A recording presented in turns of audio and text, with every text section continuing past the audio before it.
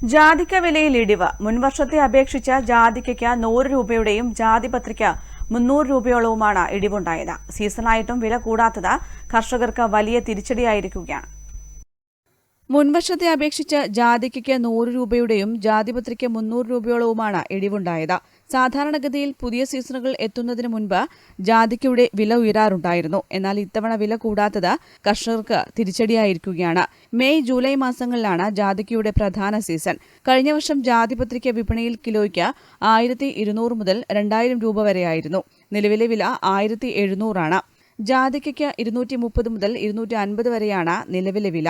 മുൻവർഷങ്ങളിൽ 360 രൂപ വരെ കർഷകർക്ക് ലഭിച്ചിരുന്നു. കൂടുതൽ ചരക്ക് വിപണിയിലെത്തിയതും ആവശ്യം കുറഞ്ഞതുമാണ് വിലയിടിവിന് കാരണമായി പറയുന്നത്. ജാതി കൃഷി ചെയ്യുന്നത് തെങ്ങിനും കവുങ്ങിനും ഇടവിളയായിട്ട് ആണ് ചെയ്തത്. ഇതൊരു 10-25 വർഷം പഴക്കമുള്ള ഒരു 3 മരങ്ങളുണ്ട്.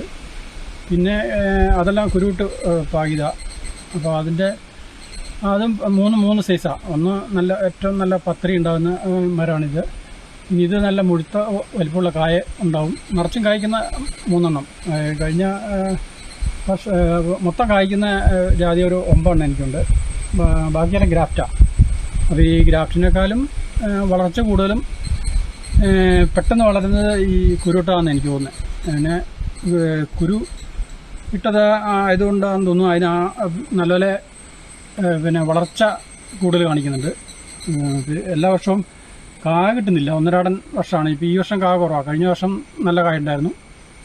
ഇതിന് ഇപ്പോൾ ഒരു 6-7 വർഷമായിട്ട് വില അങ്ങനെ കൂടുന്നില്ല.